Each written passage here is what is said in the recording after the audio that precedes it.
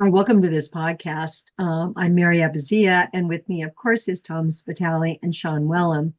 And we are fascinated by storytelling for many reasons. A lot of people are very interested, but what we like to do is say, how is the strength of storytelling relevant for strategy? Because that's, our thing is strategy. And then as we started to unfold it a bit more, we're like, there's a lot of misperceptions about storytelling with strategy. And so that's what we really want to address here today. So Tom, you're going to kick it off, please. Yeah, I think the first thing, like I have noticed as we've dug into this storytelling, it's pretty easy to see why storytelling is so powerful. We've all grown up listening to bedtime stories, and there's a certain arc and a rhythm and a sequence to great storytelling. And I guess what we see in business is oftentimes the opposite. I mean, you know, what do you guys notice about how businesses talk about themselves to customers, to various publics that is really like the opposite of a good story? Why is storytelling so powerful? And what are people getting wrong in your views? That's a tough one. Tom, let me have a go. I think a collection of related facts do not a story make, right? It may be the backbone of a story, the outline, the storyboard, but I see often people relate facts as if you leave the what do we call them? The listener, the consumer of this story to spin together the narrative and the connections. We were founded in this by our founder, this guy, who was this person who did this, and then in 1927 he invented this, and it's like it's not a story. That's a biography or a collection of facts. So I think a lot of comms are heavy on the facts and low on the context and low on the relatability and low on the unresolved tension that is the cornerstone of a good story. That's my offer. Too many facts, Wow. not enough buzz. Wow, Sean, you didn't leave me any room here. Very well articulated. Well, I'm going to say a little bit more. I think that what I see missing often is considering who the audience is. And we have watched so many business reviews where there's like I have 300 slides for you, and it's all data tables, and they just forget if I'm talking to a senior level group, they want to know what's my progress, what is it going to take for me to invest, and how much more can you grow my business. So really considering the audience and their needs. Whereas if I'm a salesperson talking to a doctor about a new product, it's a different audience, and I need a good story for that too. Data may play a role, but it certainly, like you said, isn't the lead character. So those probably are some of the biggest gaps I've seen. Tom? Yeah, well, this is a good opportunity for us to kind of delineate the different kind of stories that we're talking about here, because Mary, you mentioned them both. I mean, there's the external story that sales people and presenters make to customers. And then there's that internal story that a manager or executive makes to his board, his funders about why they should invest in the product and why they should believe that his or her strategy is going to win. And I think I see, I see more of this in the customer side when we're presenting to customers is who's the hero of the story because the hero of the story is not necessarily relatable, which is a really strong storytelling principle, right? When we get involved in a story, typically the hero is at least interesting, if not relatable. And who is the hero of most stories when we hear a presentation? It's the company. Yeah, the person giving the presentation, right? The person giving the presentation, the company of that person, and the product. And so, who Yeah, should be the hero, right, yeah. of that story? Well, it should be the audience, the customer, the potential customer, because everybody loves to hear a story about themselves or somebody that they can relate to. So, I guess I say that's the biggest problem I see in telling stories at least to customers. You guys see the same? I agree. I think there's a degree of self-obsession, which I think you've hit on. Either you're making your story about you, but you also just want to talk about you. And this is maybe more of a dialogue than a soliloquy, but less of a story, more of a engagement. But one of my favorite examples was the idea of sitting with someone um, and being on a first date and saying like, "Oh, so what's your name?" And they tell you your name, and you sort of say, "Well, that's enough about you. Let's talk about me." That's not a good way forward, but in some ways, it's kind of what happens is we can't help but talk about us. And that's not always bad if you can relate it somehow or you can weave together. We're not saying you should be it's a commercial reality. You want to talk about your product. You want to position your products as a solver of, of of a problem that your customer might be facing. But it's that subtlety, isn't it? It's not just about just talking about you. It's making, as you said, Tom, it's making it about them through the lens of them as the hero of that particular story. Yeah, well, I want to add to that too. You mentioned the T word, tension. And that is also one of the things that, a good story, it always has tension. And it's whose tension? Tom, as you're saying, it's like, it's not my tension is I have to sell this product to you. Rather, as a customer, what is the tension that you have? And, building that tension or using a story to weave that. Any good salesperson or any sales training would, even if it isn't storytelling, is going to make sure that that's important in the discussion. But what I love about storytelling, especially with customers, is you really bring that tension forward, but you also come up with a solution, of course. So that's why I think it's fun to have a storytelling, and it doesn't need to be long. It can be concise, but whose audience, what's their tension? So Well, did we answer your question, it's, Tom? It's not all it's not all about getting that it's not just about getting that story across as well. It's got more, it's not just about being entertaining or it's being memorable. It's being relative and memorable. One thing I heard Tal, I don't actually have the source for this, so you'll have to just trust me in my memory, which is probably a bad thing. But the idea, there was an example where you get two unrelated nouns and try and get people to remember them in pairs. So you'd have soap and a shoe, for example, and then a list of other ones. And people would struggle to remember the list of 10, which random object went with the other. But when they framed it in terms of why did Johnny put the soap in the shoe? That's the tension element you mentioned. It's an unresolved element. Well, why would he do that? Who's Johnny and why is he putting soap in shoes? And all of a sudden, when you start to then put the pairs together, it's instant recall because you've got this little mini narrative. And that's really what storytelling does. It gives you that little hook. And if people are overwhelmed with information. If you want yours to stick, then adding that little bit of tension, that little bit of why or what if is key. It's very practical. Storytelling is not just a nice thing to do. It's actually critical if you want recall, which is why we share stuff in the first place in business. I agree. And I think where that tension comes together with a storytelling principle is the inherent tension is there are customers have needs and unfulfilled needs.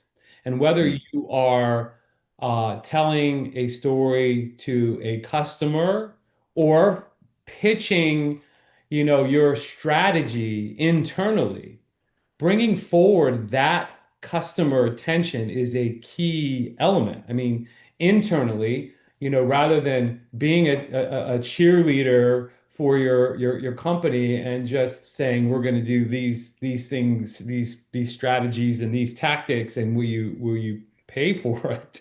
You bring in this tension that says, hey, look, this is our target customer.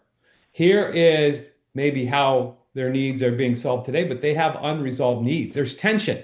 They're looking, and you're really being a little bit vulnerable to say, and we haven't resolved this yet.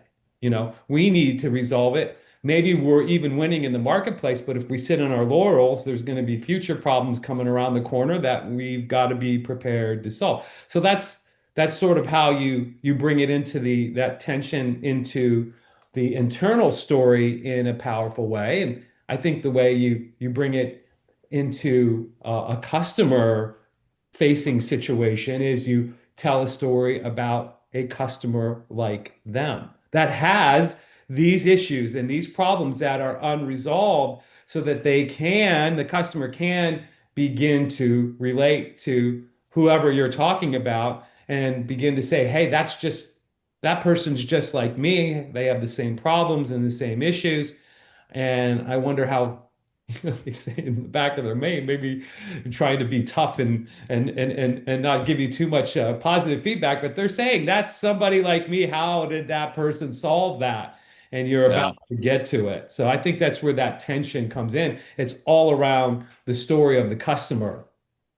Yeah, but you raised an interesting point. Tension is we're not we don't well, maybe subtly we like cliffhangers, but generally speaking, you also need a resolution in a business storytelling, right? So we want to make sure that we create the tension, but we also provide the resolution, and that usually is then tied into the solution that you're offering them, which is important too. And then the other aspect I was thinking of is we started off saying where do things fail? Lack of emotion. We're not very good in the corporate world at using emotion words. How you feel when something goes wrong, what you experience when something goes right. We tend not to be that emotive, and I think that's an area that would differentiate storytelling. You can have your hero, you can have your unresolved and then resolved tension, you can have your relatability, but you've also got to try and create some sort of shared experience of like how would that feel or how bad would that feel if you're trying to introduce a negative. So I think emotional words and trying to instill emotion is a deficit for a lot of corporate storytelling right now, I agree. Yeah. and that makes me Yeah. sad. Well, I feel very happy at the moment myself because I'm thinking about how storytelling, when we see it on steroids or where we see, business people do it very well, is when they also use segmentation. Segmentation is about pain points, and not all customers have the same pain, or the same set of needs. So, if you go to graduate level on this, you would actually do segmentation, identify those pain points, tensions for the different segments, and then your story would be modified. And we've done this with other clients, and what we find is that you don't have to change everything, but maybe some segments are more data driven. So you're going to ask, your opening question might be more about how are sales going today for you, and then you're going to land with, and when this all happened, this is how that other customer like you, their sales went up. Whereas another customer might be more about how they're taking care of patients. And that story opens and closes a bit different. But a lot of times the core ends up being the same. It's just, really being able to get into these emotive areas in the right way. Mary, beyond segmentation driving different stories, subtly to markedly different stories depending on the segment that you're targeting, just the idea in the internal presentation that you have defined your marketplace as a sets of different customers with different needs, and you're not making the dreaded lukewarm tea anymore. And being able to give the people that fund your plan the confidence that you understand that there are different pockets of different segments of needs in your marketplace, and you're not necessarily going to try to cater to all of them. That you've done the work of trying to map, the strengths and critical capabilities that you have as an organization to some of those segments, and some of them you're not a good match. You're going to let them go. I mean, just that right there is an interesting story versus the idea of we're just going to come at the marketplace the same way and sell the same things, and do the same things that we've always done. I mean, that's not a very interesting story. Mm. So. Yeah. I like what you asked originally about, why does this all happen?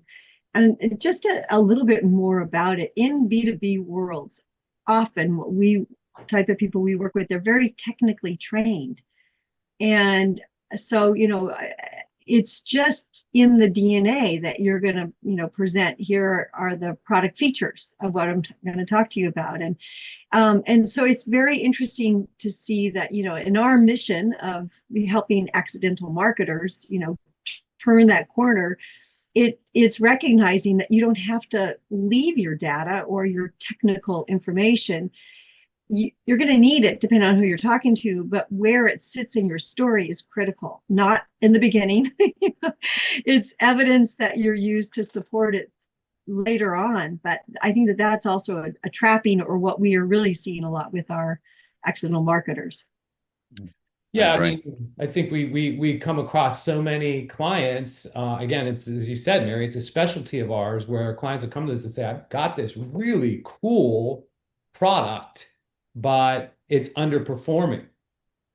And 80% of the time we dig into it, it's because there really is no story around it. There's no it's something that maybe engineers or R&D discovered, and said, "Oh my gosh, here's a product that'll do this and this, and we intended to do this and this, but look, we discovered on the way. Here, go sell this product." And it's not connected to any kind of a story. So storytelling, I think, is so powerful because it forces you to do what Sean you were talking about earlier. You know, connect those technical features to, yes, a benefit, but to an emotional, unresolved problem and set of needs.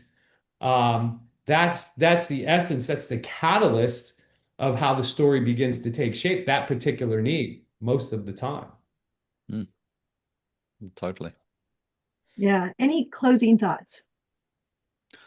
I think we've covered a lot of ground here. That what I would want to emphasize, I guess, is that storytelling can sometimes sound like it's at the high end of creativity, but really everything that you do should be connected through a sort of narrative arc all the way through to a resolution or a problem solved. And as soon as you start thinking in terms of that, you don't have to be a great story writer, you don't have to be a great copywriter. You just have to always be thinking in terms of what is this story? What is this tension? What is this unresolved issue? How do we resolve? How will that feel? Those kind of things. So I would always say it's sometimes easier to think like a storyteller than actually write the story, and that's probably the skill that people should work on first and foremost. Is see everything like a story and start to connect it from once upon a time to happily ever after. Yeah, my final thought would be that, we've talked a little bit today about why storytelling is important and, what people get wrong about it and why good storytelling is powerful. I think we could do a future episode, maybe the next one, where we talk about, dive down a little bit in how we have been working with clients to actually develop not only that mindset that Sean's talking about and thinking like a storyteller, how we get people to do that, but also, how they have started to make that transition from thinking like a storyteller to actually developing a story. I think we can talk about that maybe in the next episode. Sure. That's good. That's good. Well, we've had many of you send us notes about, storytelling, how you're doing it and how you're running into issues. So after you listen to this, we completely appreciate any feedback that you have with the way that you're using storytelling in your business. So thank you again.